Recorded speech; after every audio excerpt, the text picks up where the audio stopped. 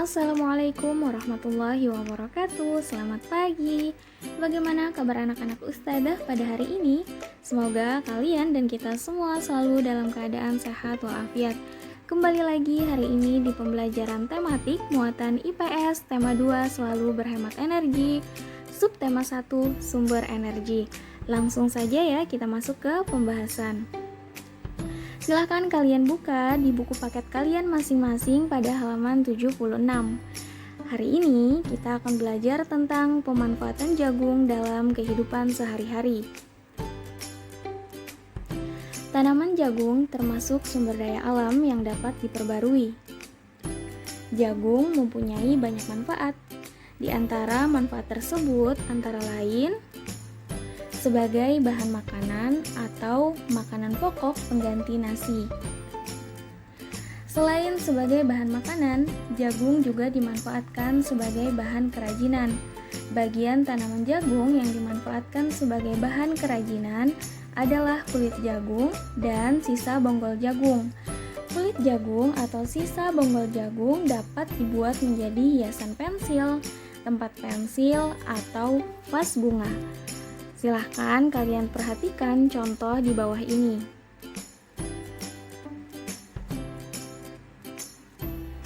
Gambar-gambar ini adalah karya yang dihasilkan dari kulit jagung dan sisa bonggol jagung. Berikutnya, silahkan kalian buka di buku paket kalian masing-masing pada halaman 86 dan halaman 87. Pembahasan kita yang berikutnya yaitu sumber daya alam berdasarkan kondisi alam di Indonesia.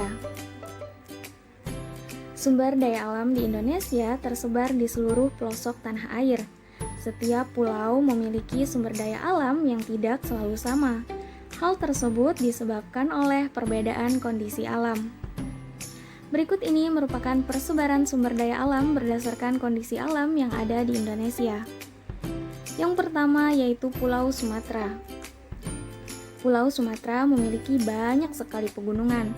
Kondisi ini dimanfaatkan manusia untuk menanam tanaman budidaya seperti kopi, lada, coklat, tembakau, karet, dan kelapa sawit. Pulau Sumatera pun kaya dengan hasil tambangnya seperti minyak bumi, batu bara, dan timah. Sedangkan kelapa sawit dimanfaatkan untuk bahan baku pembuatan minyak goreng. Dan minyak bumi serta batu bara dimanfaatkan untuk bahan bakar.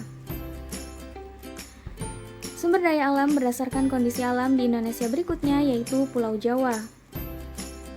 Pulau Jawa memiliki pegunungan, dataran tinggi, dataran rendah, dan pantai. Daerah pegunungan dan dataran tinggi merupakan tanah perkebunan teh, kopi, dan kina. Dataran rendah Pulau Jawa merupakan lahan persawahan yang tersubur yang ada di Indonesia. Salah satunya yaitu daerah Karawang yang terkenal sebagai lumbung padinya. Pesisir pantai Jawa banyak dimanfaatkan untuk budidaya ikan laut, rumput laut, pertanian garam, dan penjemuran ikan asin. Persebaran sumber daya alam berdasarkan kondisi alam di Indonesia berikutnya yaitu Pulau Kalimantan. Sebagian besar wilayah Pulau Kalimantan adalah dataran rendah dengan hutan yang lebat. Hutan-hutan ini merupakan habitat alami bagi hewan yang terancam punah. Hutan Kalimantan dimanfaatkan oleh manusia untuk ditanami berbagai sumber daya alam seperti kelapa sawit, karet, dan rotan. Sumber daya alam ini harus diolah sebelum dijual. Kelapa sawit dapat diolah menjadi minyak goreng. Getah karet dapat diolah menjadi ban, dan rotan dapat diolah menjadi kerajinan tangan. Pulau Kalimantan juga kaya akan hasil tambangnya seperti minyak bumi dan batu bara. Persebaran sumber daya alam berdasarkan kondisi alam di Indonesia yang berikutnya yaitu Pulau Sulawesi. Pulau Sulawesi menghasilkan sumber daya alam berupa pala dan jagung. Jagung dimanfaatkan manusia sebagai makanan, sedangkan pala dimanfaatkan sebagai bumbu masakan. Daerah di sepanjang pantai Sulawesi dimanfaatkan untuk perkebunan kelapa. Pulau Sulawesi juga menghasilkan barang tambang seperti aspal. Aspal ini dimanfaatkan untuk pembuatan jalan raya. Sumber daya alam berdasarkan kondisi alam di Indonesia yang terakhir yaitu Pulau Papua. Sebagian besar wilayah Pulau Papua berupa hutan konversi dan hutan lindung. Sagu merupakan salah satu sumber daya alam yang ada di Papua. Sagu ini dimanfaatkan manusia sebagai makanan pokok. Papua juga menghasilkan rempah-rempah yang disukai di pasar internasional. Papua merupakan salah satu pulau yang kaya akan hasil tambangnya. Dan hasil tambang yang berada di Pulau Papua ini sangatlah beragam, seperti tembaga, emas, dan logam.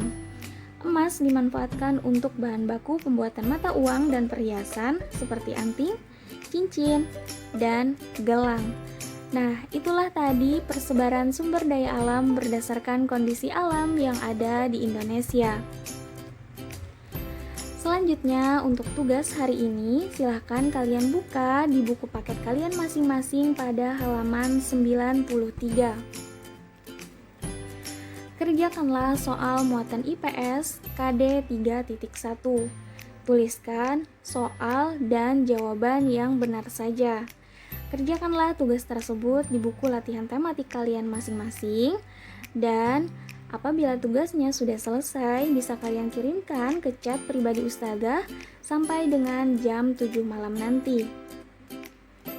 Terima kasih sudah menyimak video pembelajaran pada hari ini, dan sampai bertemu kembali di pembelajaran berikutnya. Wassalamualaikum warahmatullahi wabarakatuh.